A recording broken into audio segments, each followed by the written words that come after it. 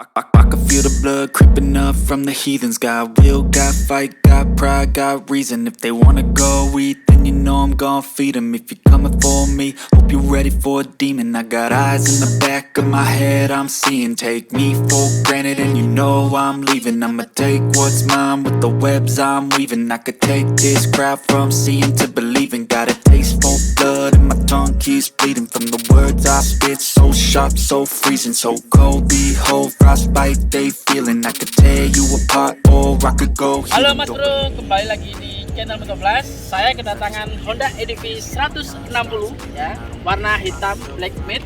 Jadi ini adalah motor terbaru dari Honda yang baru saja dirilis di level 21 untuk pasar dan pasar. Jadi kita lihat apa aja sih yang berubah dari Honda EDV 160 ini. Jadi sebelumnya ada 150, kita lihat kalau dari lampunya ini masih mempertahankan model yang lama ya.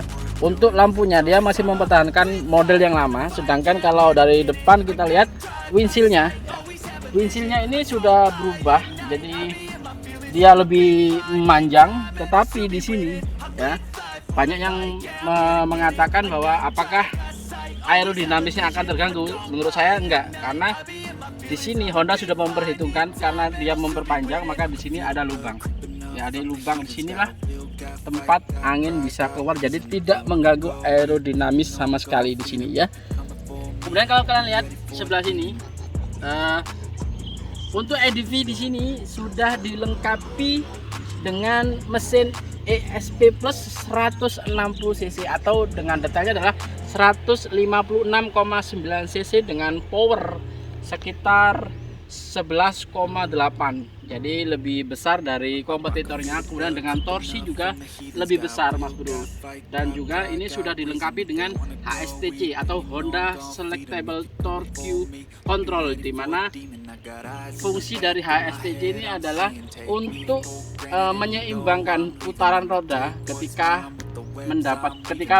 roda depan dan belakang tidak sinergi, jadi anti geser, anti kasruk, jadinya anti slip, fungsinya seperti itu. Nah, kalau kalian lihat sendiri, Honda EDV 160 ini lebih maco menurut saya, karena dari dimensi itu lebih besar, kemudian lebih panjang, tapi dengan sumbu roda yang tetap dan bodinya lebih gambot. Kalau kalian lihat ini bagian fairingnya dia sudah berubah. Nah, kalau kalian di sini lihat fairingnya sudah berubah dari sebelumnya, yang kalau kalian lihat fairingnya cuma sampai sini, tapi ini langsung ke undercool. Tapi kalau sekarang dia fairing sampai ke bawah. Nah, di bagian ini, di bagian belah tengah ini sudah berubah total. Jadi desainnya jauh lebih manis dan lebih tertata dan lebih elegan dibandingkan sebelumnya menurut saya. Nah, yang lebih bagus lagi adalah kalau kalian lihat bagian joknya. Kalau kalian lihat versi sebelumnya itu joknya itu tidak ada jahitan, artinya langsung los ya, polosan. Sedangkan kalau EDV yang sekarang yang baru kalian lihat ini ada jahitan, kemudian di sini ada tengah-tengahnya, di sini sebelumnya nggak ada. Jadi merupakan kemajuan ya dari versi sebelumnya. Nah, ntar saya matiin dulu. Lagi ya, ini ya. Nah, untuk knalpotnya sekilas mirip ya dari sebelumnya, atau mungkin sama, beda. Sekilas mirip dengan sebelumnya, dengan shock double tube, ada tabungnya dan mereknya Showa. Dan ini adalah bagus untuk meredam dari kejut dari shock getaran-getaran dan juga kondisi jalan yang tidak memungkinkan. Dan untuk roda depan itu berukuran 14 inci, tapi roda belakang dia berukuran 13 inci dengan lebar ban depan 110, lebar ban belakang itu adalah 130. Nah, kemudian kita lihat lagi di sini. Nah, ini versi ABS. Kenapa? Kalau versi ABS, semua motor dari ADV itu yang pertama adalah emblemnya gold dan warnanya Dove. Ya. Nah, kita lihat Untuk knopnya masih sama, knop kuncinya masih sama dengan versi sebelumnya ya. Saya buka. Nah di sini lihat, ini speedonya.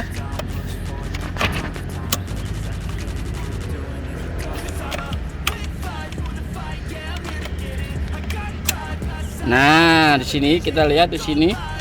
Sini sudah instrumennya lebih lengkap dan lebih lebar ya, lebih lebar dari versi sebelumnya. Ini ada T ya, traction control, dan ini adalah HSTC. Kemudian di sini ada suhunya sekarang 33 Celcius, ada jam, ada RPM, ada speed, dan ini ada untuk konsumsi BBM, dan ini ada indikator-indikator seperti ada ABS, dan mungkin nanti bisa terkonek dengan HP, dan ini ada joysticknya untuk nah ini dia. Nah lebih enak ya, lihat untuk ngecek HSTC, ini suhunya ya, enak banget, jadi sudah pas. Untuk ground clearance-nya atau jarak terendah dari tanah itu 165 mm, sama dengan yang sama dengan Versas 50. Hanya saja joknya, tinggi joknya ini sudah diturunkan. Jadi bisa kalian bayangkan kalau sebelumnya itu terlalu tinggi, 785 mm, kalau ini 780 mm untuk tinggi joknya. Jadi lebih rendah ya, lebih sopan terhadap tinggi badan anak orang Indonesia yang sekitar 160 sampai 175. Kemudian di bagian stangnya di sini yang berbeda adalah, kalau kalian ini jauh lebih rendah ini ya, stangnya lebih rendah dari sebelumnya. Kalau sebelumnya tuh ini agak naik sedikit ya, jadi ini agak naik sedikit. Kalau sekarang ini agak lebih rata.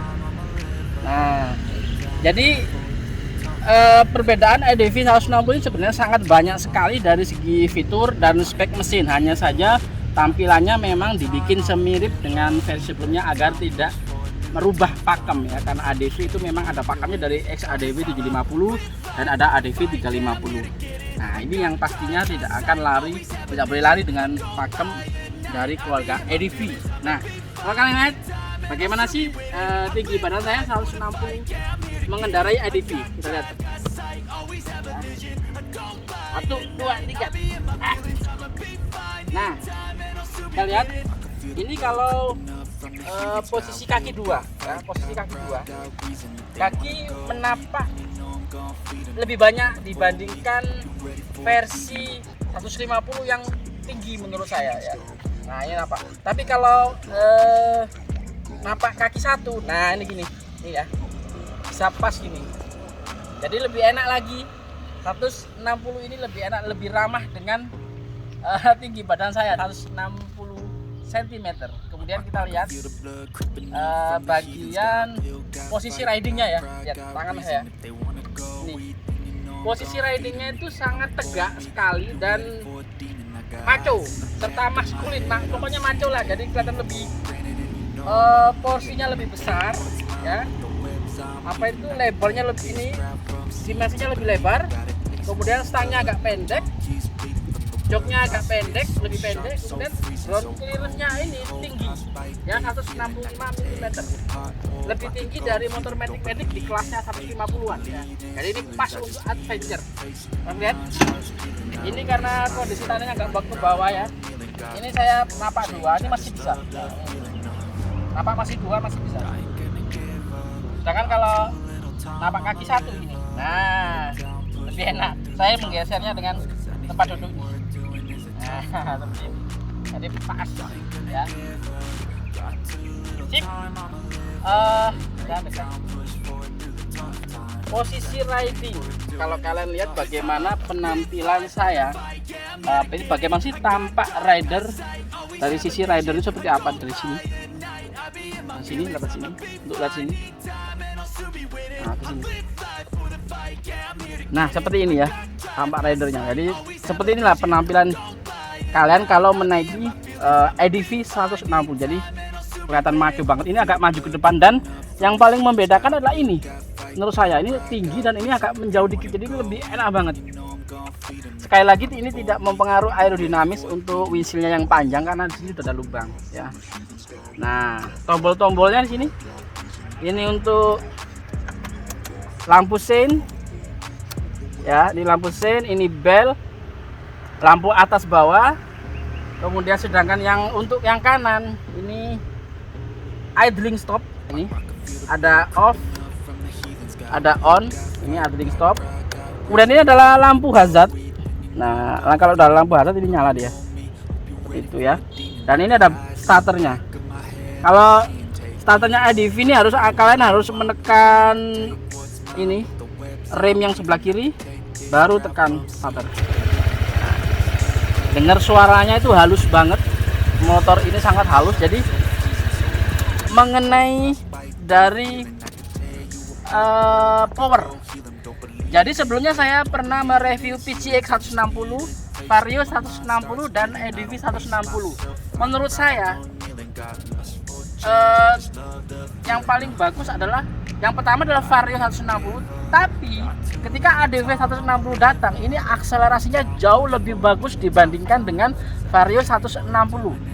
Ini ADV 160 menurut saya adalah kasta tertinggi karena mesinnya sudah ESP Plus, anti gredeg ya, anti gredeg ya, anti gredeg ya, anti gredeg, anti gredeg, anti gredeg. Selama saya ngecek, saya test ride beberapa kali Vario 160 dan ADV 160, ini anti gredeg. Mesinnya lebih halus, bertenaga, dan torsinya pun lebih hebat banget, gampang mencapai 100 km/jam. Itu adalah selama yang saya cek selama ini, saya tes selama ini ya. Jadi untuk ADV 160 ini, untuk yang versi CBS dia dibanderol dengan harga 36 juta 610.000. Tapi kalau yang ABS 39.860 ya, 39 juta 860 juta untuk OTR Denpasar. Kalian kalau mau beli mungkin inden ya, karena barangnya baru, tapi nggak usah khawatir karena semi konduktor sekarang sudah mulai lancar, jadi sudah tidak mempengaruhi. Mungkin endenya paling sekitar 2 minggu sampai 1 bulan ya. Jadi bagaimana pendapat saya tentang ADV 160 ini? Secara desain saya kasih nilai sekitar 7,5, tapi kalau fitur saya kasih nilai 8.